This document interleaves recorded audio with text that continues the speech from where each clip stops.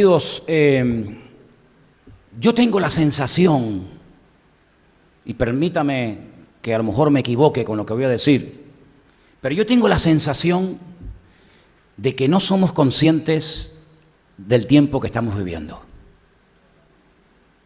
El otro día hablaba con alguien acerca de Noé, personaje del cual hablamos el jueves, ¿se acuerdan? Hablamos de Noé, ¿y de quién era el otro? Abraham, un hombre que el Señor le habló y lo preparó y lo instruyó para vivir encerrado. Y a otro lo preparó y le habló para vivir con las puertas de su tienda abiertas, ¿no?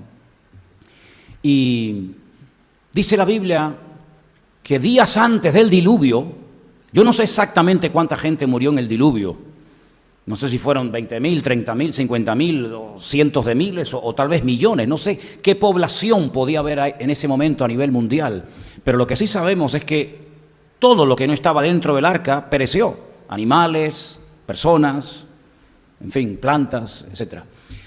Y dice el Señor Jesucristo, son palabras de Él, que días antes del diluvio, ¿sí?, horas antes de que se produjera la catástrofe universal más grande que jamás ha conocido el planeta Tierra, esa fue la más grande, ¿eh?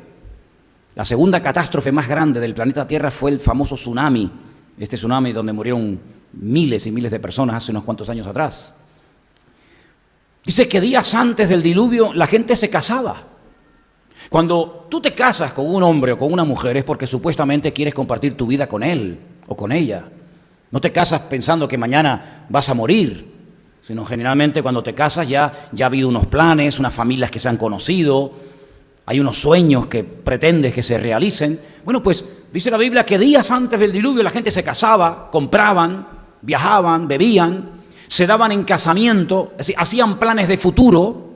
Pero ¿cómo puede ser que con la que va a caer, que dentro de 72 horas, o 24, o 15 o 18 horas, todo esto que vemos, nuestras casas, nuestra ropa, nuestros animales, etcétera, incluso nuestras vidas, si no entramos en el arca podemos perderla? ¿Cómo es posible que la gente no fuera consciente de que en menos de unas pocas horas todo iba a pasar y todo iba a ser destruido? Y no es que no tuvieran información, porque algunos pueden estar pensando, bueno, es que no sabían nada. El que sabía era Noé y sus hijos y sus esposas y su esposa. No es cierto, eso no es verdad. La Biblia nos enseña por otros textos que la gente estaba bien informada.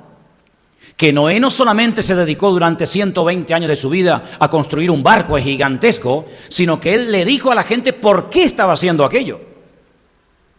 ¿Quién le había dicho que construyera aquel barco en medio del desierto, dicho sea de paso?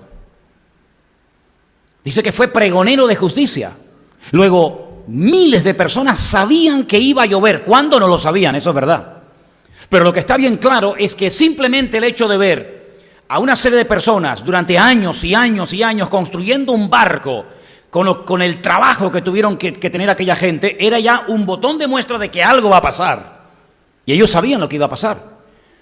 Pues dice que no entendieron, esa frase a mí me impacta muchísimo cuando la leo en Mateo 24, dice que no entendieron hasta que comenzó a llover. Claro, ya era demasiado tarde. Ya era demasiado tarde. Bueno, pues mira tú qué curioso que el Señor Jesucristo, cuando le dice a sus discípulos lo que va a pasar en los tiempos futuros, al final de los tiempos, Él en ningún momento menciona, por ejemplo, a Abraham.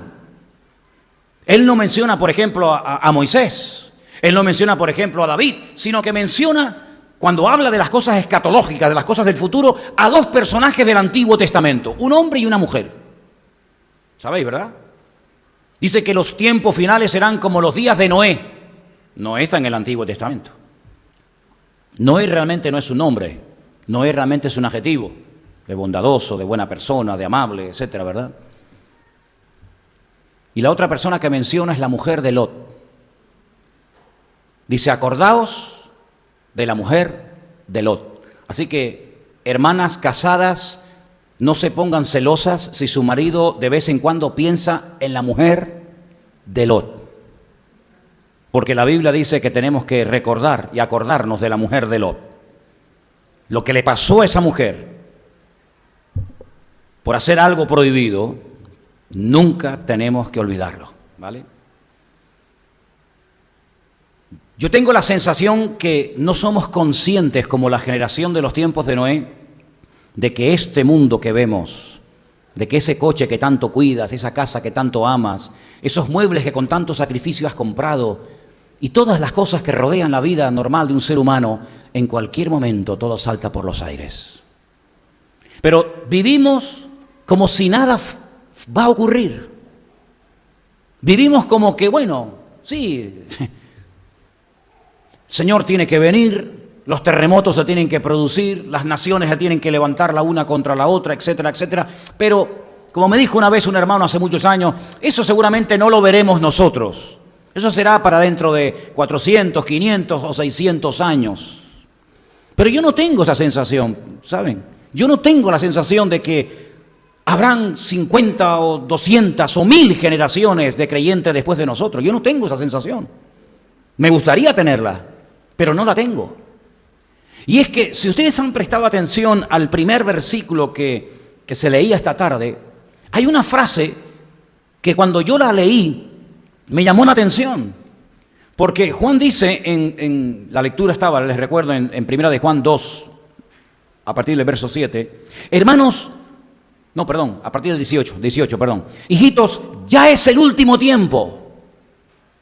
Pero vamos a ver, ¿cómo que es el último tiempo? ¿Cuándo se escribió esto? Estas palabras, esta carta, escrita por Juan, ¿cuándo se escribió?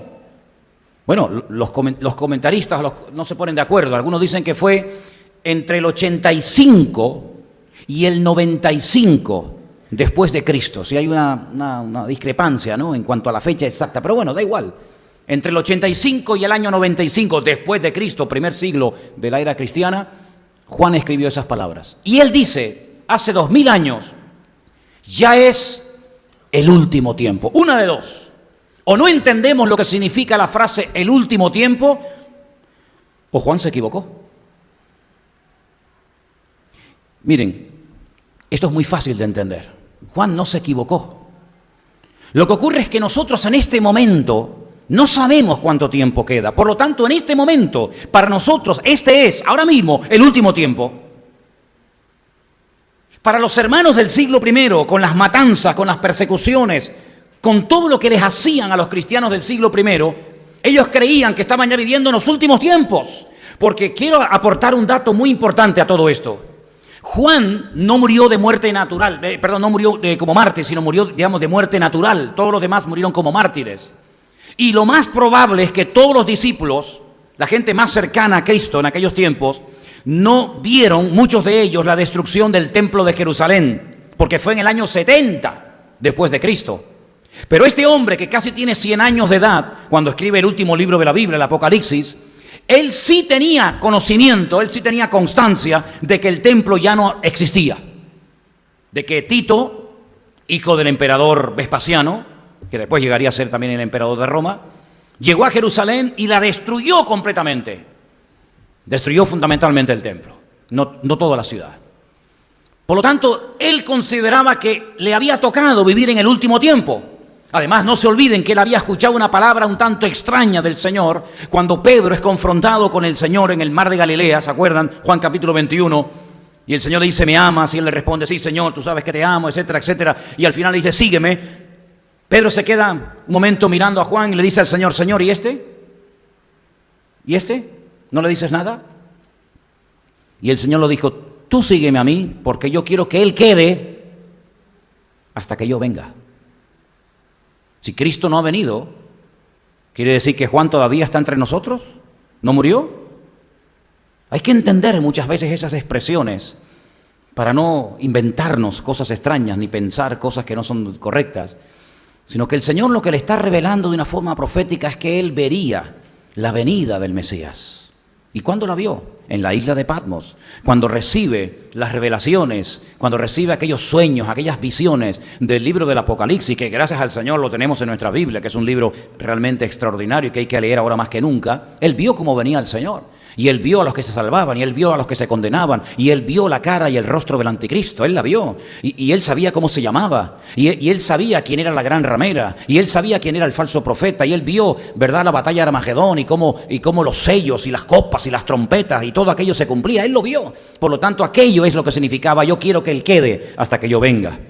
Pero cuando él dice ya estamos en el último tiempo, Juan y todos los cristianos de aquella época siempre creyeron que ellos verían el retorno inminente del Señor Jesucristo. Incluso el apóstol Pablo, cuando dice y escribe, primero resucitarán los muertos en Cristo y luego nosotros, los que vivimos, los que hemos quedado hasta la venida del Señor. Claro, porque ellos vivían con esa expectativa. Date cuenta que durante siglos, más de 300 y pico de años, los cristianos no se saludaban con el saludo habitual y nuestro de hoy en día, de hola hermano, Dios te bendiga, sino era el famoso Maranata, palabra griega que hacía referencia al retorno, a la venida inminente del Mesías, ¿no? Era una expectativa constante y permanente. Por eso Pablo decía, no es tiempo ni de comprar, ni es tiempo de meterse en hipoteca, ni meterse en rollo, porque el Señor viene pronto. Incluso en aquellos tiempos los famosos tesalonicenses se ponían túnicas blancas y se iban a los montes esperando que el Señor viniera en cualquier momento. Y cuando veían aquellas matanzas y aquellas persecuciones, algunos creían que no habían formado parte del arrebatamiento de la iglesia. Y Pablo les escribe una carta y dice, hermano, no os conturbéis ni por carta ni por espíritu como si fuera nuestra, en el sentido de que el día del Señor vendrá como ladrón en la noche, ¿verdad? Y le da instrucciones acerca de que no, todavía no ha venido, pero ellos vivían con la expectativa de que en cualquier momento el Señor vendría. Bueno, pues, si nosotros escribiéramos una carta hoy que formara parte de una supuesta Biblia que se está escribiendo, que no va a ser así, simplemente un ejemplo, pues también pondríamos que nosotros en el momento de escribir dicha carta estamos en el último tiempo. Evidentemente no era el último tiempo. Desde que Juan escribió eso en el siglo I han pasado 20 siglos más después de él. Por lo tanto, no es que se equivocara, sino que él creía con todo su corazón de que el Señor vendría en su tiempo, en su generación. Además, las cosas que estaban ocurriendo apuntaban a que las cosas se estaban cumpliendo y las profecías estaban cumpliendo de una forma tremenda. Ahora, nosotros jugamos, permítame la expresión, con ventaja. En el sentido de que ellos miraban hacia adelante a una serie de acontecimientos que tenían que cumplirse, pero que no se cumplieron en su generación. Por eso nosotros, y podemos afirmarlo categóricamente, no desde un punto de vista religioso, ni fanático, ni mucho menos, sino de un punto de vista objetivo, nosotros podemos asegurar fehacientemente de que en este momento, somos la generación de creyentes más cerca de la venida del Señor y del cumplimiento de las profecías de la Biblia que ninguna otra generación a lo largo de la historia. Los hermanos de los primeros 3 siglos pasaron persecuciones terribles, pero Cristo no vino en su tiempo. Los hermanos que vivieron durante la Inquisición, ¿saben? Ese periodo terrible de la historia. Inquisición que fue fundada, inventada aquí en suelo español. Y que durante más de 300 años se dedicó a matar a personas, supuestamente en el nombre de Dios. Incluso cogieron barcos y se fueron a México, los españoles, y se fueron a Perú, y se fueron a otras partes del mundo, persiguiendo a los que se habían escapado de sus garras, ¿verdad? Los hermanos de la Inquisición, ¿cómo vivirían? ¿Con qué concepto vivían aquellos creyentes? Pues pensando que estaban en medio de la gran tribulación, pensando que el anticristo estaba persiguiéndolos y quería matarlos a todos y a cada uno de ellos. Además, millones, un dato muy importante es conocerlo, millones de hermanos nuestros murieron sin tener nunca un ejemplar de la Biblia traducida en su propio idioma. Claro, es una ventaja tener toda la Torá, tener todos los profetas, tener todas las cartas de Pablo, tener todas las cartas de Pedro, tener todas las cartas de Juan, tener las cartas de Santiago, tener el Apocalipsis. Hombre, eso es una bendición. Pero muchos hermanos nuestros ni siquiera tuvieron nunca una carta del Nuevo Testamento, hasta que aquel monje sevillano, pues se le ocurrió, gracias al Señor, de escribir la Biblia al castellano por primera vez, el famoso Casidoro de Reina, al que la Inquisición lo puso en la lista negra para acabar con él y se les escapó. Y después más tarde otro monje cartujano, sevillano también, pues quiso él, el hombre, hacer una mejor traducción, ¿verdad? Una mejor versión, Cipriano de Valera, y gracias a aquellos hombres que se jugaron la vida, nosotros podemos hoy en día tener la Biblia en nuestras manos. Pero hay señales que tenían que cumplirse que ni en la Segunda ni en la Primera Guerra Mundial vieron. Claro, imagínate nuestros hermanos durante la Segunda Guerra Mundial. ¿Qué pensarían? ¿Que el anticristo estaba ya reinando? Además, como el anticristo, según la Biblia, se tiene que levantar del antiguo territorio que abarcó y dominó durante siglos el Imperio Romano, y este hombre se levantó del corazón de Europa y se le cruzaron los cables y le dio por matar a judíos y mató a millones, ¿verdad? Pues ¿qué pensarían los hermanos nuestros en 1942, 1944, 1945? Porque ya había empezado la gran tribulación y que el anticristo estaba por allí, ¿verdad? Y que en cualquier momento vendría el Señor. Pues no vino en aquellos tiempos, ni en la Primera ni en la Segunda Guerra Mundial, porque todavía faltaban profecías por cumplirse. Por lo tanto, hasta que no se cumpla todo lo escrito, el Señor no puede venir. ¿Cuántos dicen amén? Por eso dice el apóstol Pedro, y yo quiero que por favor nunca olviden ese texto de la Escritura, que hacemos bien. Además me gusta cómo lo escribió, me encanta el estilo literario que emplea. Dice, hacéis bien en prestar atención a la palabra profética más segura, partiendo de la base de que ninguna profecía de la Escritura es de interpretación privada, ¿verdad? Y dice que es como una antorcha que alumbra en medio de la oscuridad. Entonces, es muy importante ver que ni en el siglo I, ni en el siglo IV, ni en el siglo XVIII, ni en el siglo XX pudo venir el Señor. ¿Por qué? Porque había palabras, había profecías que tenían que cumplirse. Pero déjenme que les diga algo. Es que todo lo que tenía que cumplirse, salvo un pequeño detalle, ya todo se ha cumplido. Por lo tanto, nosotros no somos fanáticos religiosos ni catastrofistas cuando decimos que el Señor Jesucristo viene pronto y que las profecías de su segunda venida están a punto de cumplirse, porque todo lo previo, todo lo anterior a que Él pueda venir y que se tenía que cumplir, ya se ha cumplido. Y quiero ponerles algunos ejemplos. Y vamos a ir al libro por ejemplo, de Isaías. En el libro de Isaías, concretamente en el capítulo 11, Isaías capítulo 11,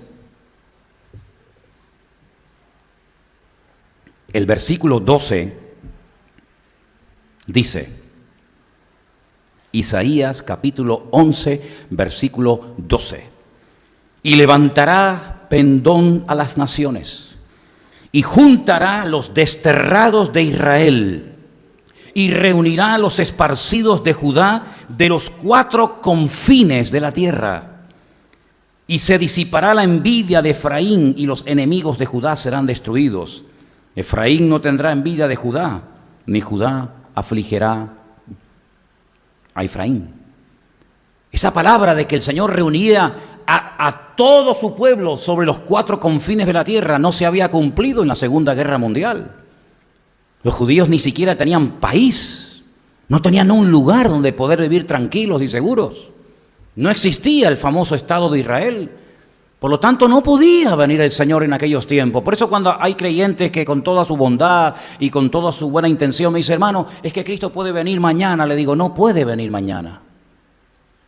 Y a veces yo he ido a iglesias y a lugares a dar enseñanzas sobre el tema de Daniel y Apocalipsis y le digo, hermano, mire, durante toda esta semana que vamos a estar estudiando con detenimiento las profecías escritas por Daniel y las profecías escritas en el Apocalipsis y en Ezequiel y en otros capítulos, nos indican el tiempo en el que estamos. Y yo les digo a los hermanos, durante toda esta semana que yo voy a estar aquí con ustedes, no se preocupen, no va a venir el Señor. Y me dicen, hermano, ¿cómo se atreve? Digo, bueno, hagamos algo. Si al final de la semana el Señor no ha venido, tuve razón. Si el Señor al final de la semana o en medio de la semana de clases vino, pues te pediré perdón en el cielo, me equivoqué.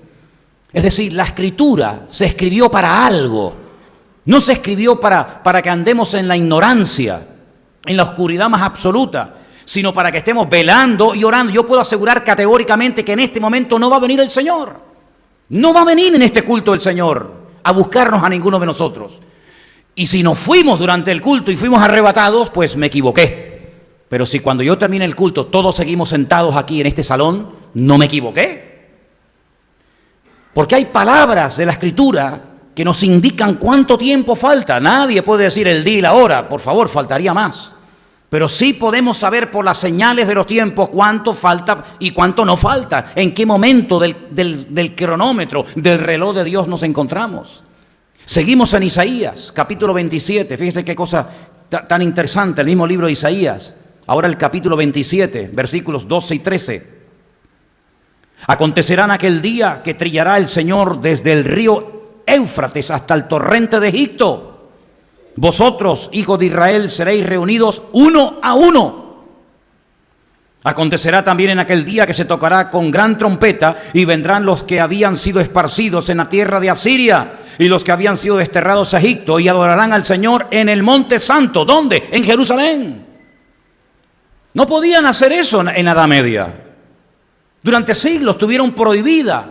Incluso cuando los ingleses, antes de entregar la tierra, ¿verdad?, en el año 1948, concretamente en mayo, tenían prohibido el acceso de los judíos al monte del templo. No podían acercarse allí, ni siquiera orar. Por eso el barrio judío construían las casas bien en alto para que pudieran ver a lo lejos el monte Moriah, donde están las explanadas de las mezquitas, porque no tenían acceso. A esas zonas le pertenecían a lo que la Biblia llama Moab, en el idioma moderno, a Jordania, de un semáforo que tenemos allí, ¿verdad?, cerca de la casa donde nos quedamos, pues de ahí para abajo no se podía pasar, era otro país, era Jordania. Hasta que en 1967, en la famosa guerra de los 6 días, o de los 7 días, pues se pudo conquistar y reunificar otra vez a la ciudad. Por lo tanto, os dais cuenta como si no se cumplen ciertas y determinadas cosas, tenemos que estar expectantes, tenemos que estar tranquilos, sabiendo que todavía el Señor está dando un margen de tiempo para que la gente proceda al arrepentimiento. Jeremías ratifica lo que estoy diciendo, capítulo 31, Jeremías 31, versículo 8. He aquí, yo los hago volver de la tierra del norte. Bueno, coja un mapa, trace una línea recta desde Israel hasta el norte, a ver con quién se encuentra por el camino, a ver a qué país se refiere el profeta Jeremías, de la tierra del norte. ¿Saben cuántos millones de judíos vinieron en los últimos años de la tierra del norte? Yo los reuniré de los fines de la tierra y entre ellos vendrán ciegos, cojos, la mujer que está encinta y la que dio a luz juntamente, en gran compañía, volverán acá. Irán con lloro, mas con misericordia los haré volver y los haré andar junto a arroyos de aguas, por camino derecho en el cual no tropezarán, porque soy a Israel por padre y Efraín es mi primogénito. Seguimos en Jeremías capítulo 32, pasamos la página, verso 37, y dice así la escritura, Jeremías 32, 37. He aquí yo los reuniré de todas las tierras a las cuales los eché con mi furor. Y con mi enojo e indignación grande, los haré volver a este lugar y los haré habitar seguramente. Y me serán por pueblo, y yo seré a ellos por Dios. Y hermanos, podríamos estar aquí hasta fin de año, leyendo profecías y profecías de Isaías, de Jeremías, de Ezequiel, etcétera, etcétera, de cómo el Señor les prometía a este pueblo que algún día volverían otra vez a su tierra. Ahora, cuando el templo fue destruido en el año 70 después de Cristo, fue una catástrofe.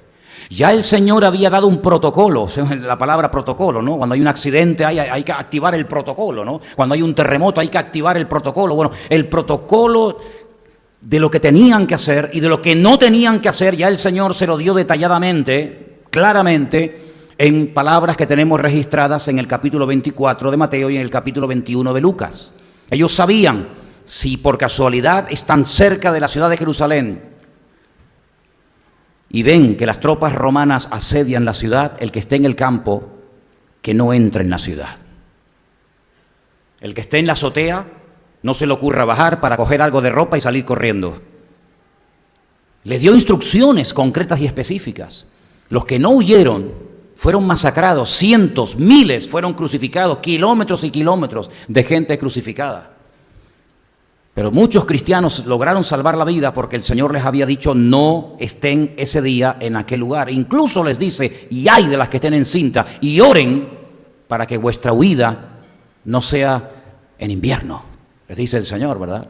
Y les habla de la higuera, y les habla acerca de la abominación desoladora, y les da un montón de detalles, un protocolo para saber cómo actuar en casos de emergencia.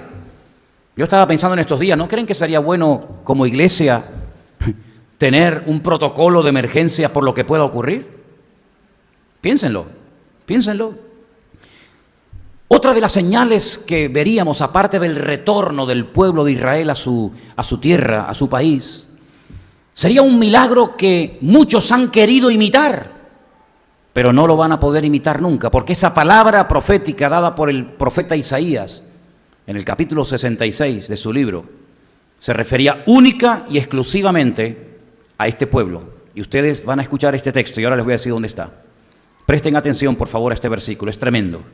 Y esto ya se ha cumplido. ¿Quién oyó cosa semejante? Claro, como la de arriba tiene los apuntes míos, ella va siguiendo, y aunque yo no le dije que lo pusiera, lo puso. Ponlo. Yo sé que te dio la tentación. Ya caíste en tentación, ya sigue, ya no. ¿Quién oyó cosa semejante?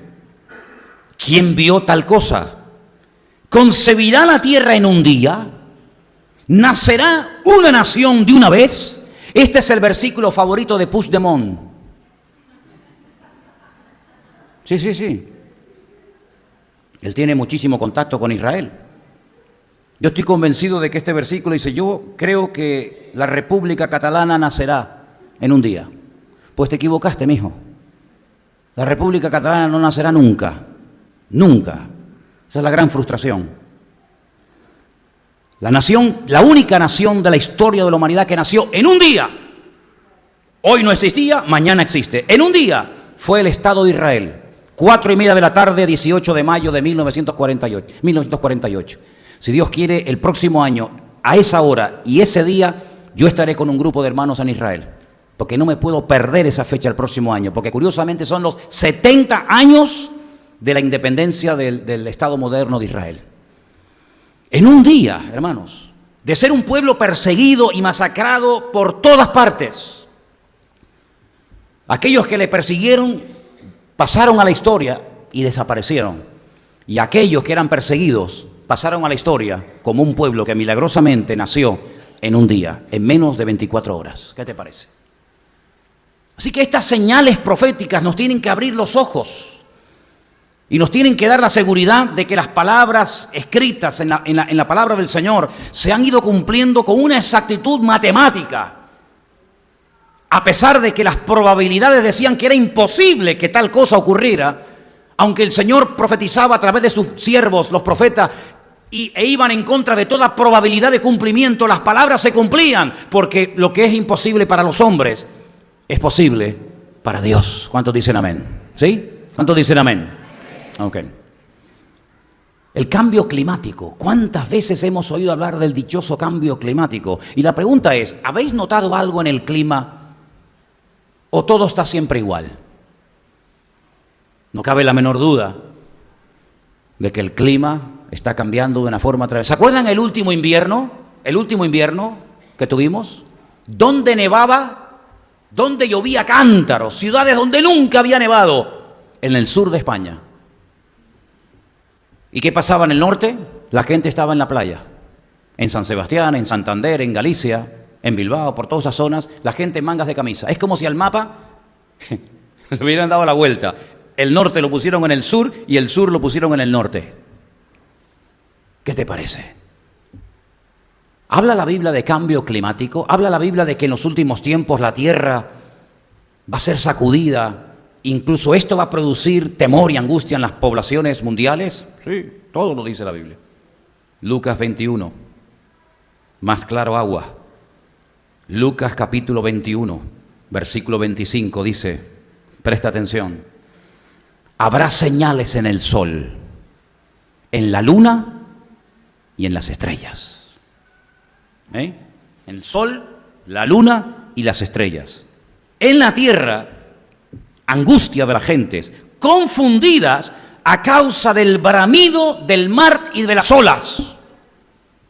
Esto es una palabra profética dicha por el Señor hace 2000 años, que la gente llegaría a un momento que estarían angustiadas, confundidas, turbadas, aterrorizadas por ver las señales en el sol, en la luna, en las estrellas, en el mar, desfalleciendo los hombres por el temor y la expectación de las cosas que les sobrevendrán a la tierra, porque las potencias de los cielos serán conmovidas. Qué palabra tan interesante, ¿verdad? ¿Sabes lo que dice el profeta Joel? El sol se convertirá en tinieblas y la luna en sangre antes de que venga el día grande y espantoso del Señor. Otra vez menciona el sol, menciona la luna como señales proféticas de los últimos tiempos. Y Pedro aún va más allá. Pedro da una información impresionante en la segunda carta que nos deja, segunda de Pedro capítulo 3, versículos del 7 en adelante, versículos muy interesantes que quisiera leerles. Segunda de Pedro capítulo 3. Versículo 7. Los cielos y la tierra que existen ahora están reservados por la misma palabra, están guardados para el fuego en el día del juicio y de la perdición de los hombres impíos. El cielo y la tierra fue destruida por el agua. En los últimos tiempos, el cielo y la tierra serán destruidos por el fuego, dice la Biblia. La palabra cielos en hebreo, ¿cómo se dice? Hashamayim. Hashamayim, los cielos y la tierra. Es la unión de la palabra mayim, agua, esh, fuego. ¿Cómo se dice en hebreo cielos? Fuego, agua. Sería la traducción más literal. Fuego, agua. Pero ¿cómo pueden convivir el agua y el fuego cuando son antagónicos una cosa a la otra? Si le echas agua al fuego, lo apagas. Pues la palabra cielos es la combinación de la palabra agua y de la palabra fuego en hebreo. Y ja es el artículo, el cielo o los cielos. Y vemos que del cielo en los últimos tiempos, según el comportamiento, según la conducta de los seres humanos en la tierra, o cae agua, lo cual es una bendición, o cae fuego, lo cual es una forma de juicio, una manifestación de la ira de Dios. Y sigue diciendo el apóstol Pedro en el versículo 7. Estamos en segunda de Pedro, ¿verdad? Segunda de Pedro 3, versículo 7. Versículo 8 ahora. Oh, amados, no ignoréis esto, que para con el Señor un día es como 1000 años. Y 1000 años es como un día. Él dice que los elementos se derretirán. Dice que las piedras, los elementos serán derretidos. ¿Sabes la temperatura tan grande, tan elevada que tiene que haber para que se derritan las piedras, los montes? Pues eso está escrito en la palabra de Dios. Así que tenemos las señales que tienen que ver con el pueblo de Israel, el retorno a su tierra, el retorno a su país, cómo volverían otra vez las fuentes de las aguas, cómo volvería a reverdecer el desierto. Es curioso, los árabes trataban de plantar y trataban de reverdecer el desierto y no crecía nada. En cuanto llegó el pueblo de Israel a su tierra, sembró y aquello es un vergel, un Edén. Plataneras en medio del desierto. ¿Cómo puede ser eso cuando el plátano es una de las plantas que más agua necesita para poder vivir y estar verde? Pues se ha conseguido. Y los niños volverían a correr, y jóvenes, y ancianos. Todo eso estaba escrito en la palabra y se ha cumplido. Cambio climático, señales en los mares, en los animales, en el sol, en la luna, en las estrellas. Pero también el Señor dice que en los últimos tiempos habría naciones que iban a tener en jaque al mundo con sus amenazas. Tenemos, por ejemplo, a una nación que se ha conjurado y que ha dicho que sí o sí, nada va a detener que en menos de 25 años Israel pase a la historia como un pueblo que existió, pero que nunca más volverá a existir. Lo han dicho, continuamente lo están diciendo sus generales, su presidente, etcétera. Que en menos de 25 años, cuando ellos ya tengan todo su arsenal nuclear preparado, el primer objetivo será no atacar, sino arrasar, borrar de la faz de la tierra a Israel, y no quedará ni un solo judío sobre la faz de la tierra. Y continuamente lo está diciendo Irán, son amenazas, guerras o rumores de guerras, cosas que pueden ocurrir, cosas futuribles. Sabemos que por supuesto no va a ocurrir. Israel es el pueblo de Dios. El que destruye a Israel demuestra que Dios no existe o que Dios simplemente es un mentiroso. Porque la Biblia dice que jamás contra el pueblo de Dios se levantará un arma forjada y triunfará. ¿Se dan cuenta? Pero a pesar de eso amenazan. ¿Qué les parece de las amenazas? Como dice mi sobrino del Chinchan. Él lo llama el Chinchan. Me dice, tío, ¿tú qué opinas de Chinchan? Y digo, ¿quién es ese? Dice, el de Corea. Digo, el de Corea del Norte. Oye, es una tentación tener armamento nuclear y no tocar nunca el botón, Es una tentación. Pero vamos a ver. Algunos me dicen, ¿tú crees que apretará alguna vez un botón? Digo que si lo creo, estoy completamente convencido. ¿Y en qué te basas? Te voy a decir en qué me baso. Me baso en lo siguiente. El hombre, cuando era perfecto, con una comunión con el Señor extraordinaria, la presencia del Señor estaba con él. El Señor le dice a Adán y le dice a Eva, no coman de este árbol. No habían pecado, no tenían esa maldad que el ser humano a consecuencia del pecado lleva dentro, ¿verdad? Eran santos, eran perfectos, pero eran libres, con libre albedrío. Si no serían máquinas, si no serían robots. Para ser perfecto tienes que tener la capacidad de hacer lo que te dé la gana, si no, no eres perfecto. Eres un ser programado, imposible de rebelarse contra tu creador o tu diseñador. Por lo tanto, para ser perfecto me tienes que dejar pecar, si no... Porque la palabra tamid, perfecto, en hebreo es completo.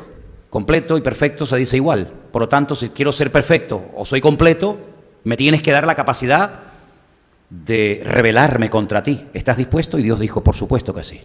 Y le puso una orden para que el hombre se demostrara a sí mismo lo libre que era. No era una tentación que Dios le puso a Adán y a Eva, ni muchísimo menos. Dios no puede ser tentado por el mal, ni Él tienta a nadie, dice la Escritura. Pero fue una prueba para que te demuestres a ti mismo que te hice perfecto, que tienes capacidad de elegir, de escoger, de abrirte, de cerrarte, de amarme o de odiarme. Y al mismo tiempo es una prueba a ti mismo de lo capaz que eres de hacer el mal cuando te lo propones. O al mismo tiempo te puedes dar cuenta de las grandes maravillas que puedes llegar a hacer si te lo propones. Porque todo va incluido en tu creación. Y el hombre, en su perfección más absoluta, ¿pecó o no pecó? Entonces, si un hombre perfecto, que hablaba con Dios, que entendía a Dios, que caminaba con Dios en la más absoluta perfección, llegó a pecar y a tocar y a comer y a probar de lo único que el Señor le dijo que no lo hiciera, como un hombre pecador y caído, ateo, que odia a los cristianos, que odia la Biblia, que odia a todo el mundo, no va a tener la tentación y no va a apretar un día un botón sabiendo que tiene el poder y la capacidad para poder tocarlo? Claro que sí, por supuesto. ¿O es que la Biblia no describe en Zacarías capítulo 14? Léanlo, lean ese capítulo. Es que la Biblia no describe de una forma impresionante cómo muere una persona bajo un ataque nuclear, bajo un ataque de una bomba de hidrógeno, bajo un ataque de un arma química. Por supuesto que lo dice la Biblia. ¿Cómo podía aquella gente 300, 400, 500, 800 años antes de Cristo describir la muerte de una persona que cae bajo digamos, el impacto de un tipo de este armamento? Porque hablaban, dice, inspirados por el Espíritu Santo de Dios. Claro, su lenguaje era un lenguaje limitado, pero al fin y al cabo lo que decían era muy claro. Estando incluso de pie, se iban a consumir. No hay nadie en la Biblia que haya muerto así. El otro día estaba haciendo una lista de todas las formas que la Biblia dice que morirían los impíos. Unos fueron comidos por los perros, otros fueron ahorcados, otros fueron quemados vivos, otros fueron apedreados, otros fueron tirados por un balcón abajo. Pero nadie ha muerto con la muerte que describe el profeta Zacarías, que dice que se van como a desmigajar, como a deshacer, dice, y sus lenguas se van a deshacer, y sus ojos en la cuenca, algo increíble. Eso es la forma como muere una persona bajo un ataque bacteriológico, químico o nuclear. Y en los últimos tiempos la Biblia nos enseña que estas amenazas van a pasar de amenazas a hechos puntuales y reales. No te quepa la menor duda. Mikhail Gorbachev, antes de dejar de ser presidente de la Unión Soviética, dijo ya en aquellos años, mira que ha pasado 2 años, en este momento nosotros tenemos 1.200 cabezas nucleares. Mikhail Gorbachev. 1.200 cabezas nucleares. Y cada una de esas cabezas es más potente que las 2 bombas atómicas que los americanos lanzaron durante la Segunda Guerra Mundial sobre Hiroshima y Nagasaki en Japón. Pero no solamente tienen ellos ese armamento nuclear, y los americanos también lo tienen, y Corea del Norte también lo tiene, y Pakistán lo tiene, y Francia lo tiene, y la India lo tiene, y Israel lo tiene, y tantas naciones. 11 veces se ha calculado, los expertos han calculado que el hombre tiene potencial armamentístico hoy en día para destruir el planeta Tierra 11 veces. Albert Einstein decía, si hay una tercera guerra mundial, la cuarta pelearemos con palos y piedras, porque no quedará títere con cabeza. Pero aparte de estas señales, hay 2 palabras que parecen igual. Y las estuve analizando y son completamente diferentes. Una es la palabra que aparece en Mateo 24:24, donde dice el Señor, cuidado que no seáis engañados porque vendrán falsos cristos. En griego es pseudo-cristos. Y la otra palabra, que la emplea solamente Juan, en primera de Juan 2:18, en plural y en singular, en el versículo 22, en el capítulo 4, verso 3, dice anticristos. Anti es una preposición griega. Cristo sabemos lo que es. Es el equivalente a la palabra Mashiach en hebreo, que significa ungido, ¿vale? No es un nombre propio, es un adjetivo, ungido. Pues el Señor dice que en los últimos tiempos vendrían 2 tipos de personas. Unos que serían falsos cristos, y vendrían también, Juan dice, anticristos. La diferencia, el matiz es muy interesante. El que dice que es Cristo no está negando la existencia de Cristo. No es un ateo. No es como muchos que por ahí dicen, bueno, pero Cristo es un personaje de la mitología. Realmente no existió nunca nadie en el mundo que se llamara Jesucristo, Yeshua HaMashiach. Eso es un cuento de ustedes los cristianos. Eso es un cuento de la Biblia. No, perdone. Jesucristo fue un personaje histórico. Independientemente de lo que tú creas o dejes de creer acerca de su persona y de su obra, Jesucristo es un personaje de la historia como fue Napoleón, Cristóbal Colón o cualquier otro. Estos falsos Cristos, estos falsos ungidos, no vienen negando la existencia del Cristo verdadero, sino que vienen usurpando una identidad que no es de ellos. Es decir, hubo un Cristo, pero ahora el Cristo verdadero soy yo. Luego, no son ateos que, repito, tiran por tierra su existencia, sino que se hacen pasar por un pseudo Cristo. Y en este momento, si no recuerdo mal, hay como 7. El último que se ha levantado diciendo que es Cristo es un ex policía de la Unión Soviética de unos 30 y pico de años, que por cierto tiene un harén de mujeres impresionantes, y dice que él es Jesucristo. ¿Qué te parece? Habría que crucificarlo, ¿eh? Habría que crucificarlo y esperar 3 días a ver si resucita. Pero bueno, dejémoslo ahí. Sin embargo, estos falsos Cristos, estos falsos ungidos, cuidado, porque no solamente se refiere al hecho de que vendrán personas haciéndose pasar por el Jesucristo, el ungido verdadero, sino que apunta a algo más. Cuidado, la Biblia siempre apunta a algo más. Hay un mensaje cercano y un mensaje, digamos, en la lontananza, en lo distante, ¿no? Algo a corto y a largo plazo.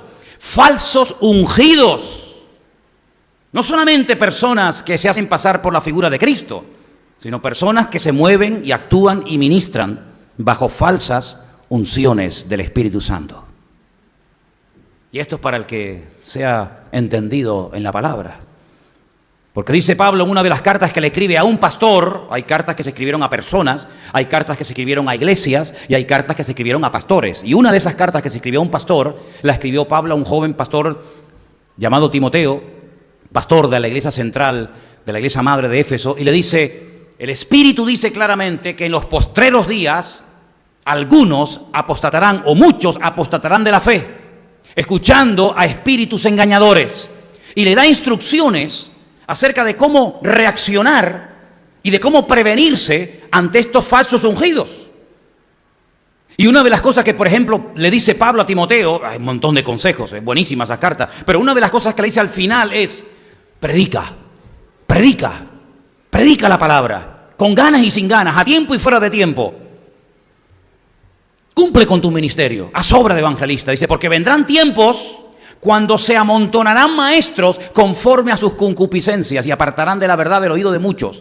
Y por haberse multiplicado la maldad, dice que algunos tendrán comezón, picazón, dice el griego. Tendrán ganas de oír palabras de sana doctrina, pero no será fácil encontrarla, lamentablemente. Y por eso Pablo le insta a Timoteo, tú no te preocupes, si te pones malo, pues toma medidas preventivas para que tu estómago no te traicione y sigue predicando. Y predica por aquí, predica por ahí. Si te critican o te cuestionan o te insultan o te menosprecian porque eres joven, tú pelea la buena batalla, evita las discusiones absurdas y ridículas. Déjate de estar hablando de genealogías y de fábulas interminables y tú cumple con tu ministerio, porque Dios no nos ha dado espíritu de temor, sino de poder, de dominio propio, y lo insta continuamente a que nunca ponga a un lado la prioridad de predicar el Evangelio. Porque una de las formas de poder contrarrestar la mentira es conociendo las Escrituras. ¿Cuántos dicen amén? Claro, hoy en día, ya lo dije una vez, hoy en día en Europa, pues, oye, uno se mueve, fíjate tú, Portugal, España, Francia, Alemania, Italia, Bélgica y tantos países, y uno no tiene que ir cambiando aquí los florines, aquí las libras, aquí las liras, aquí la peseta, aquí no, sino que ya hay como una moneda, ¿no? Hay ya una moneda, ¿verdad? En todas partes es más o menos la misma. Ahora los catalanes tendrán que hacer una con el euro con la cara de Puigdemont y otra con la de Junqueras, ¿no? Pero bueno, no sé si van a imprimirlo. Y en aquellos tiempos había una profesión que era la experto en reconocer monedas falsas. Y una vez le preguntaron a un hombre, dice, ¿y usted que mueve tantas monedas y cambios, francos y liras y pesetas y escudos, ¿cómo es capaz usted de reconocer las monedas falsas? Habrá tenido usted que estudiar y dice, mire, yo sinceramente no he estudiado tanto los billetes falsos, ¿Y entonces cómo hace? Dice, lo que nosotros hemos estudiado son los billetes verdaderos. Y conocemos tan bien las características de la moneda verdadera que en cuanto nos presentan un billete falso, automáticamente lo reconocemos. Si yo me pego la vida estudiando lo falso y no lo verdadero, ¿cómo sabes si lo que tienes en tus manos es verdad o es mentira? Muchos años yo me dediqué a estudiar las sectas. Me aburrí. Me terminé aburriendo. Porque aparte de que son muy aburridas, claro, te metes a estudiar a Zoroastro, te metes a estudiar a los Hare Krishna, te metes a estudiar a los budistas y sales loco como una cabra. No sabes si tocarte la barriga, si ponerte gordo, si dejarme calvo, si cruzar así, si hacer así, si es un lío en la cabeza. Entonces, lo que comencé a estudiar fue al verdadero, porque la Biblia dice que Cristo es el verdadero. Él dijo, yo soy el camino, yo soy la verdad y yo soy la vida. Y claro, lo conozco ya tan bien que en cuanto veo algo que es falso digo, esto no es de Dios. Pero no porque haya estudiado todo lo falso, lo cual sería por lo menos para mí a estas alturas de vida, imposible. Sino que lo que me he empeñado más bien es en conocer bien la verdad. Y cuando uno conoce bien la verdad, uno huele la mentira a kilómetros. Porque la verdad le quita la careta, desenmascara al enemigo. ¿Cuántos dicen amén? Y una de las señales de los últimos tiempos son falsos cristos, falsos ungidos. Pero ¿dónde se quieren mover los falsos ungidos? ¿En el estadio aquí cuando juega el Tenerife? Los falsos ungidos son atraídos como los mosquitos cuando se enciende la luz. El otro día estaba pensando, algunos de ustedes dirán, mira las cosas que piensa este hombre, ¿no? Pues sí, venía yo de pasear a mi perro y venía pensando, digo, ¿cuántos habitantes hay en Santa Cruz? ¿Cuántos hay más o menos? 200 y pico mil. 200 y pico mil. ¿Cuántas calles hay en Santa Cruz? Cientos o miles. ¿Cuántos edificios? ¿Verdad? ¿Cuántas plazas? ¿Cuántas rotondas? Pues resulta de que de esos 200 y pico mil, un mosquito encuentra la calle Garcilaso de la Vega número 13. Se mete dentro de este salón inmenso, sube arriba a la habitación y en la oscuridad de la noche me encuentra a mí. 250.000 personas, miles de casas, miles de calles, y justamente el tío en la calle Garcilaso de la Vega me encuentra y en la oscuridad de la noche me chupa la sangre. Esto es alucinante, es increíble, ¿verdad? Pues ¿a dónde son atraídos los falsos cristos? ¿Dónde hay luz? ¿A dónde hay luz? No hay que llamarlos. Porque dice que entran para espiar nuestra libertad en Cristo Jesús. ¿Cuántos dicen amén? Porque al enemigo no hay que tenerle temor. Yo siempre lo he dicho. El enemigo nos tiene una envidia impresionante. Porque tienes el gozo que él nunca tendrá.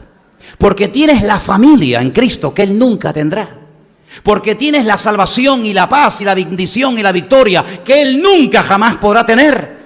Por lo tanto, cuando brillamos, porque somos la luz, dice el Señor, somos la luz del mundo, la luz del mundo, no solo la luz del barrio, somos la luz del planeta Tierra y la sal del mundo, dice la Escritura. Pues los falsos cristos son atraídos para seducir a las almas inconstantes, para llevarlos por doquier de todo viento de doctrina, por estratagema de hombre, que con astucia emplean las artimañas del error. Y por eso dice la Escritura que tenemos que fortalecernos en la fe. Y por eso vamos a tener un retiro la semana que viene, esta semana, Dios mediante, para que cuando vengan los mosquitos no nos piquen. ¿Cuántos dicen amén? Pero luego vendrán los anticristos, y esto ya es otro tema, amigo.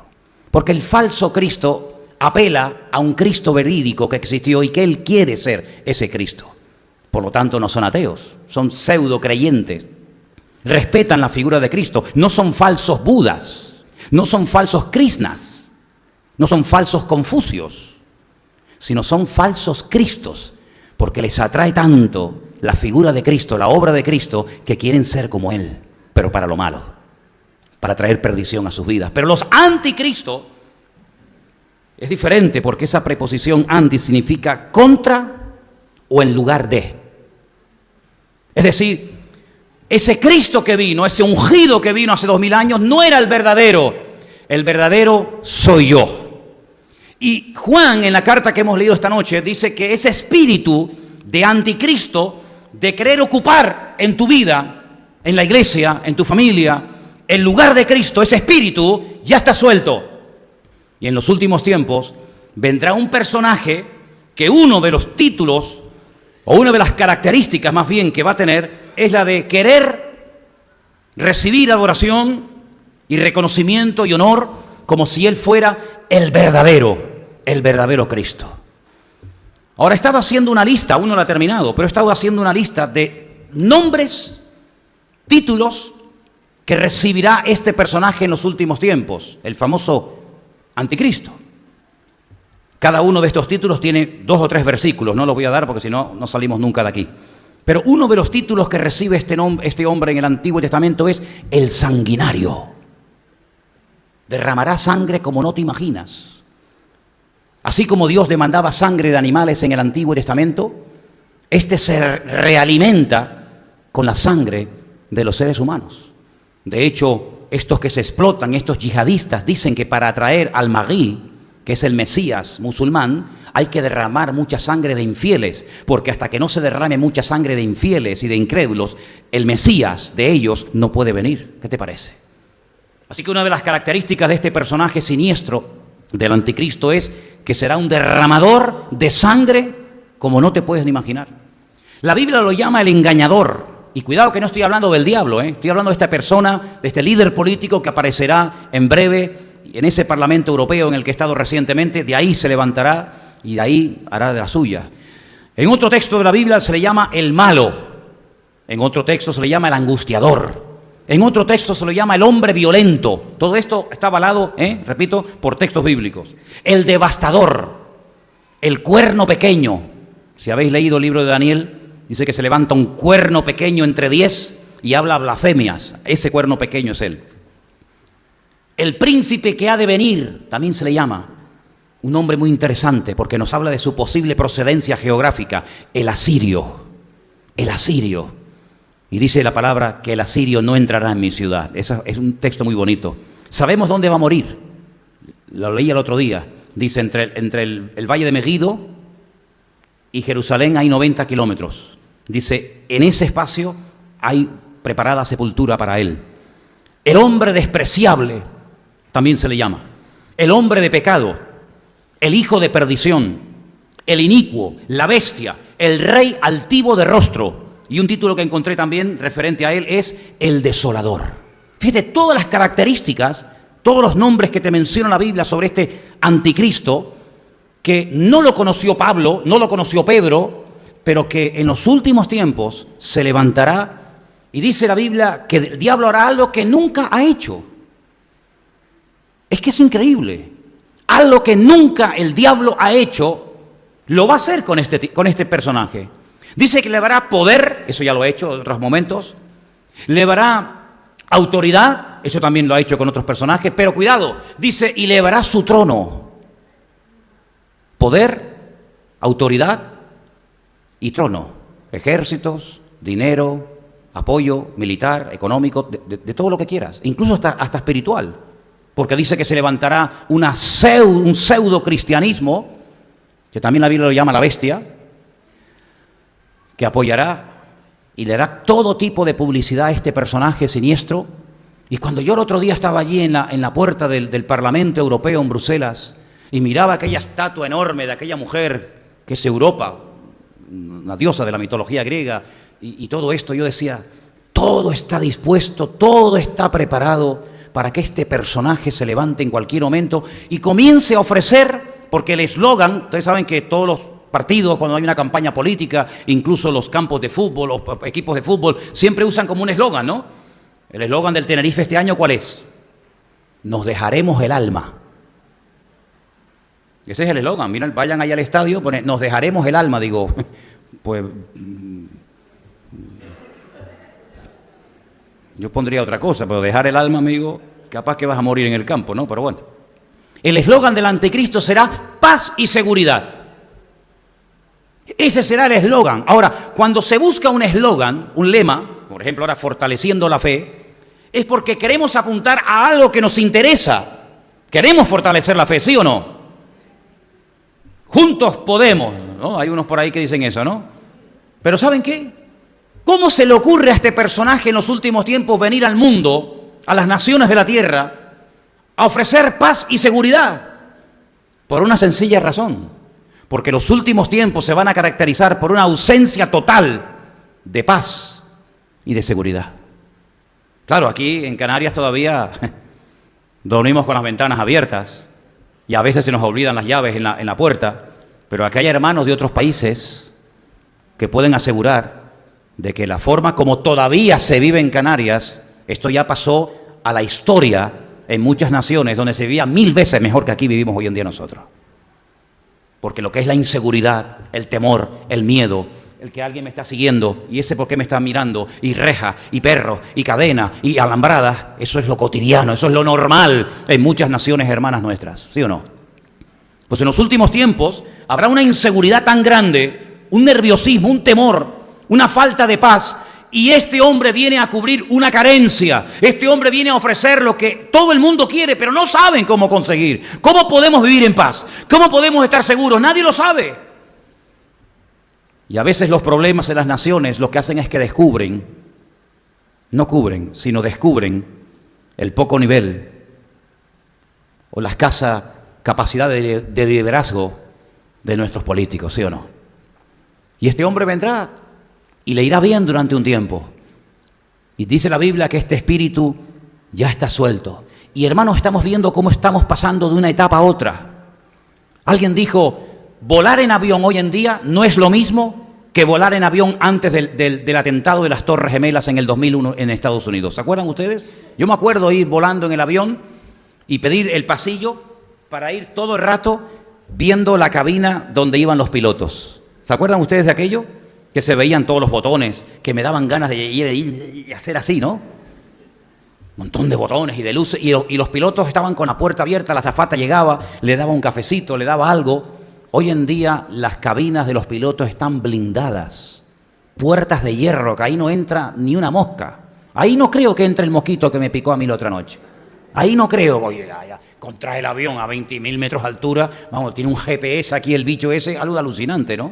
¿Verdad? ¿Cómo ha cambiado todo, no? El otro día llegué al aeropuerto y yo pensaba que me iban a desnudar. Yo digo, ya. Los zapatos, los calcetines, la chaqueta. Y digo, mire, como me siga pidiendo cosas, esto vamos a entrar en un conflicto bélico, ¿eh? Todo pitaba, todo pitaba. Yo digo, pues si yo no tengo nada. No, pues usted lleva algo. Digo, ¿pero dónde lo llevo? Me pasaba pi.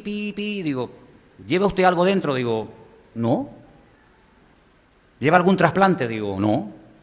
Pues pita, pi, quítese los zapatos, pi, ya lo aburrí tanto al segurita que dijo, venga, pa.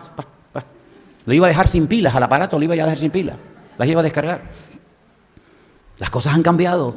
Y antes, hasta no hace mucho tiempo, los líderes del mundo, los reyes, los políticos, tenían sus brujos y sus santeros a los cuales le consultaban, ¿verdad? El Puigdemont, su esposa es una bruja, ¿no sabíais eso? La esposa de Puigdemont es una bruja, es de Rumanía. Marcela, se llama como tú. Consulta los espíritus, consulta las cartas del tarot. Sí, todo el mundo sabe. Bueno, ya no está en Barcelona, ya se fue. Se fue. Listos son. Pero fíjate qué curioso. Hoy en día es el mundo espiritual el que está buscando personas que estén dispuestas. Y el diablo está buscando a quién puede utilizar, porque sabe que queda poco tiempo y porque sabe también, y esto es lo que más tristeza me produce, que muchos cristianos están durmiendo la siesta. Hay una frase que no es mía, pero la apunté, ahora si quieres la puedes poner. No me sorprende la maldad de los malos, sino la indiferencia de los buenos. No me digan que no es buena esa frase, ¿eh? No sé cómo no se me ocurrió a mí. No me sorprende la maldad de los malos, sino la indiferencia de los buenos. Y es que, queridos hermanos, vuelvo a repetir y ya voy terminando, que tengo la sensación de que no somos conscientes del tiempo en el que nos ha tocado vivir. Yo solamente quiero hacer esta pregunta. No es para condenarte ni para que nos sintamos mal, porque probablemente, fíjate lo que te voy a decir, si hubiéramos vivido en la época de Noé y no hubiéramos sido Noé, sino hubiéramos sido un vecino de Noé, alguien que vivía cerca de Noé, ¿nos hubiéramos salvado nosotros? ¿Hubiéramos entrado al arca con nuestra esposa y con nuestros hijos? Yo sé que es una hipótesis, es simplemente un ejemplo, ¿verdad? Pero si hubiéramos escuchado a aquel hombre predicando día tras día, año tras año en las calles, prepárense, que este barco que estoy construyendo de más de 300 metros de largo, no es que no tengo otra cosa que hacer en la vida, sino que esta es la obra que Dios me ha dicho a mí que desempeñe en toda mi vida. Ya para mí no hay vacaciones, ya para mí no hay sueños personales, para mí y para mi familia, esta es la máxima prioridad, prepararnos para lo que viene. ¿Hubiéramos nosotros entrado al arca con Noé, con Sem, con Cam, con Jafet, con sus esposas y con la esposa de Noé? ¿Hubiéramos entrado? Lo dejo ahí en punto suspensivo. Si hubiéramos vivido en Sodoma y Gomorra, que nuestras ciudades no se diferencian mucho de Sodoma y Gomorra, hubiéramos salido nosotros corriendo aquella noche cuando ángeles de Dios fueron a tocar a la puerta del justo Lot y lo sacaron antes de destruir las ciudades, ¿hubiéramos huido también nosotros o hubiéramos perecido por el juicio en Sodoma y Gomorra? Me da la impresión de que hay muchos creyentes que no son conscientes de todas estas cosas. Imagínate por un momento que mañana te mandan una carta o te llaman de tu banco. Lamentablemente todos tenemos que tener cuenta bancaria. A mí sinceramente no me gustaría para nada, pero el sistema, ¿verdad?, nos obliga muchas veces a tener, hasta para un móvil, hasta para cualquier detalle, una cuenta. Imagínate que mañana te llaman y te dicen, usted ha sido seleccionado por ser un buen cliente. Siempre te dicen lo mismo. A mí a veces hace años me llamaban de bancos, me decían, le vamos a conceder un crédito por ser un buen cliente nuestro. Y yo le digo, ¿ustedes quiénes son? Y me decían el nombre del banco. Digo, pues si yo no sé ni dónde están ustedes. Yo en mi vida he sido cliente de ustedes. Pero imagínate que tu banco, con el que tú pagas las facturas del teléfono, de la hipoteca o recibes tu paga mensualmente, imagínate que te llaman y te digan, le hemos seleccionado. Tenemos un nuevo producto revolucionario que le va a hacer la vida más fácil y más cómoda. Y además va a ser dentro de unos años lo que todo el mundo va a tener que utilizar. Y usted va a la oficina y le informan y le dicen, mire, ¿cuántas veces usted ha ido a lo mejor a comprar algo y resulta que no llevaba el carnet de identidad, no llevaba la tarjeta de crédito, o va al médico y se le olvidó la cartilla de la Seguridad Social, o a la farmacia y no le quieren atender porque no se acuerda del número ni llevó la cartilla, o capaz que usted quiso ir a volar y perdió no sé qué? Tenemos un producto revolucionario. A partir de ahora usted olvídese de perder nada. Todos sus datos, sus cuentas bancarias, sus vacunas, sus compromisos, su dinero, todo, absolutamente todo. Usted simplemente lo que tiene que hacer es dejarse poner una pequeña cosita aquí, un pellizquito, que ni se va a notar. Bueno, tal vez por eso se han puesto tan de moda las tiendas de tatuajes. Claro, cuando tú ves a una persona con un tatuaje así en la espalda, ¿cuántos picotazos? Yo me quejo del mosquito que me encontró la otra noche. Pero para hacerte un tatuaje, yo gracias a Dios no tengo ninguno, ni pienso hacerme ninguno. No me estoy metiendo, yo no sé ni quién tiene aquí tatuajes, ni me interesa. Yo no me lo hice porque yo me convertí muy joven, ¿vale? Y yo leí en la Biblia que Dios prohíbe eso, por lo tanto yo no lo hice. Si no hubiera conocido al Señor, a lo mejor me hubiera tatuado la cabeza, vete tú a saber, no lo sé. Pero cuando una persona tiene un tatuaje inmenso, esa persona ha tenido que recibir miles de picaduras, de puntos, para que ese dibujo, esa figura salga, así de claro. Bueno, pues, ¿qué más da? Una picadita ahí, usted lleva ahí, mire, lleva su número de seguridad social, su carnet de identidad, su pasaporte. Usted cuando va a la gasolinera nada más tiene que hacer así, pasar la mano, pum, ya se lo descuenta en el teléfono. Y además otra cosa, a partir de ahora, para comprar, para vender, cualquier transferencia bancaria, cualquier operación que usted haga, ya mire ni el chip digamos del DNI, sino que todo lo lleva usted encima, como los perros. Primero empiezan por los perros, después terminan con los animales. Siempre ha sido así, siempre ha sido así. Ya los animales llevan su chip, nadie protesta. Si se pierde, saben dónde vive el dueño, si está vacunado, si no está vacunado, etcétera, etcétera.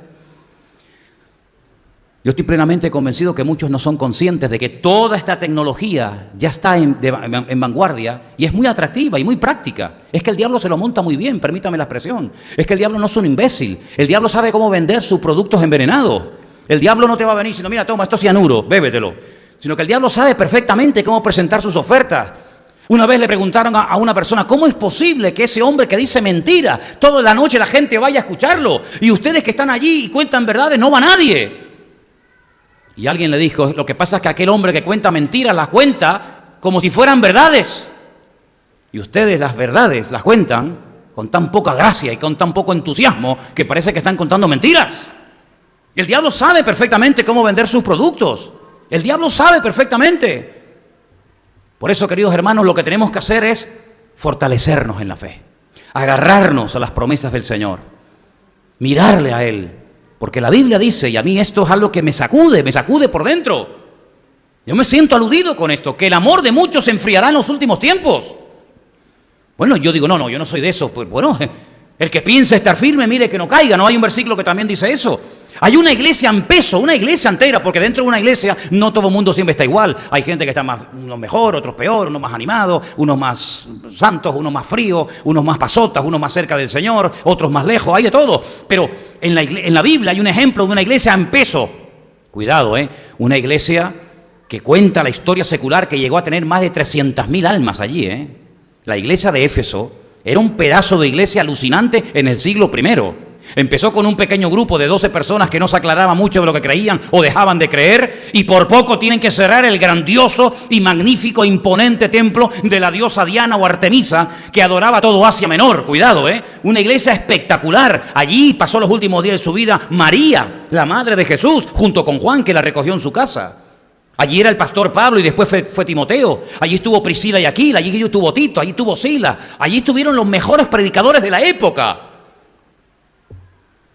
Dice la Biblia que miles y miles de personas en la ciudad de Éfeso quemaban las cosas de los libros de brujería y se convertían a Cristo. Fue un avivamiento, un despertamiento espiritual sin precedente en todo el continente asiático.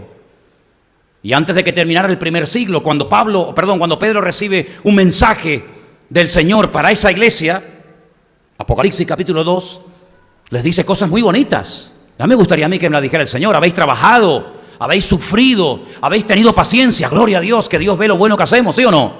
Habéis probado a los que se dicen ser apóstoles y los habéis hallado mentirosos. ¿Qué cosa? ¿Cómo probaban en aquellos tiempos los apóstoles? ¿Cómo sabían si eran falsos ungidos, falsos cristos, verdaderos apóstoles o falsos? Bueno, un día hablaremos de eso. Pero añade algo terrorífico para la iglesia. Pero tengo contra ti que has dejado tu primer amor. Y no había pasado ni 100 años. En 100 años, desde que Cristo murió, resucitó y ascendió, ya había una iglesia entera, que era la de Éfeso, que se enfrió. Era humo. Aquí un día hubo una hoguera, pero ya no hay nada. En un siglo, en menos de un siglo, la iglesia gigantesca y maravillosa impactó. Bueno, fíjate cómo era esa iglesia, que de ahí salieron personas y abrieron la Odisea, Esmirna, Pérgamo, Sardis. Una iglesia madre, una iglesia que producía iglesias, que producía obreros, una iglesia imponente, se enfrió. Si eso les pasó a nuestros hermanos de Éfeso en el siglo I, ¿cómo no te va a pasar a ti? ¿Cómo no nos va a pasar a todos y a cada uno de nosotros? Ante estas amenazas de guerras y rumores de guerras, ante estos posibles ataques de guerras nucleares o no, ante esta maldad que cada vez va en aumento, mira, observa los libros de lo que le enseñan a tus hijos en la escuela. Vas a flipar, te vas a quedar asustada, donde ya lo bueno es malo y lo malo ya es bueno, donde ya ni siquiera puedes tomar a veces autoridad, porque hasta puedes terminar en la cárcel por querer educar bajo principios y bajo un mínimo de moral a tus hijos. Ten cuidado porque hasta te pueden denunciar. Es alucinante a lo que hemos llegado, ¿verdad? Queridos hermanos, yo quiero que seamos conscientes de los tiempos que estamos viviendo. No estamos en los tiempos de la Inquisición, gracias a Dios. No estamos en los tiempos de la Primera ni la Segunda Guerra Mundial, gracias a Dios. No estamos en los tiempos de los emperadores romanos que machacaban a los cristianos y los quemaban y los torturaban hasta la muerte, gracias a Dios. Pero estamos viviendo en unos tiempos, dice la Biblia, peligrosos. porque es un tiempo donde uno se puede relajar. Hoy no tengo ganas de ir al culto. Voy el próximo domingo. La Biblia, no sé dónde la puse. Bueno, ya mañana la leeré. Orar no oro mucho, pero bueno, no, el Señor sabe todo. En paz me acostaré así, eso suma vivir confiado. Amén. Hasta mañana, Señor.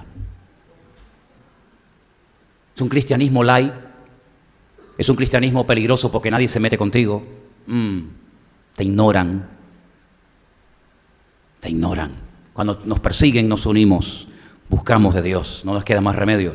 Cuando no nos hacen caso y nos ignoran, puede ser que nos relajemos y nos confiemos diciendo, bueno, todo está bien, tengo trabajo, poquito dinero, pero al fin y al cabo tengo alguna entradita. Hermanos, vivimos tiempos muy peligrosos, donde la comodidad, lo que llamamos confort, palabra que no está ni en la Biblia, me llama la atención, a veces nos anestesia y nos hace creer que porque estamos, entre comillas, prosperados, quiere decir que Dios está con nosotros. Y yo les leía el jueves aquí un texto de una persona que va a hacer su propia voluntad, le va a dar lugar a la soberbia y al orgullo, y va a ser el hombre más próspero de todos los que han vivido en el planeta Tierra, y no es por la bendición de Dios. Por lo tanto, lean la palabra, escudriñen las Escrituras, dediquen tiempo a estar a solas con el Señor, lean lo que dice la palabra, observen, escuchen, disciernan lo que se está palpando en el aire. Todo esto que está ocurriendo, todo esto es la sombra de lo que en el mundo espiritual está ocurriendo. ¿Cuántas veces yo les he dicho que lo natural es un reflejo de lo espiritual? Por lo tanto, hermanos, dice la Biblia, y termino, es hora de despertar del sueño. Sería una tragedia tener que aprender a base de palos a estas alturas de la vida, ¿verdad? Cuando durante tantos años se nos ha predicado la palabra, sería una pena tener que ahora recurrir y acercarnos al Señor porque las cosas se han puesto un poquito cuesta arriba. Aprendamos a las buenas, que es el sistema que Dios tiene para nuestras vidas. ¿Cuántos dicen amén? Oramos, hermanos. Cierra tus ojos ahí donde estás, por favor. Ahí donde estás. Mira. Dile al Señor, abre mis ojos, Señor, abre mis ojos. Abre mis ojos porque a veces no me entero de lo que está ocurriendo, porque estoy demasiado entretenido en otros asuntos que me distraen de lo principal que eres tú. Yo quiero que le pidamos esta noche al Señor, Señor, sacude mi vida, Padre. Sacúdeme, Señor. Zarandéame. Jesús le dijo una vez a un discípulo suyo, Satanás os va a zarandear como al trigo. Pero yo he rogado por ti para que tu fe no te falte. Fíjate cómo el Señor sabía que sus discípulos iban a ser zarandeados, y la única y mejor manera de aguantar el movimiento, la prueba, era preparándose en oración. Señor, en esta noche te pedimos que tú prepares nuestros corazones y nuestras vidas para estos tiempos finales en los que nos ha tocado vivir, Señor. Donde vendrán falsos cristos, donde vendrán anticristos, donde vendrán tantas y tantas calamidades a esta tierra. Y todo esto es principio de dolores, los dolores de parto que anuncian tu pronta venida. Ayúdanos, Señor. Oh, Señor, ayúdanos y abre tú nuestros ojos para que veamos las maravillas de tu palabra. Invito a la iglesia a que se ponga de pie en esta noche y vamos a ofrendar a nuestro Dios, como solemos hacer. Pido que los hermanos que nos van a ayudar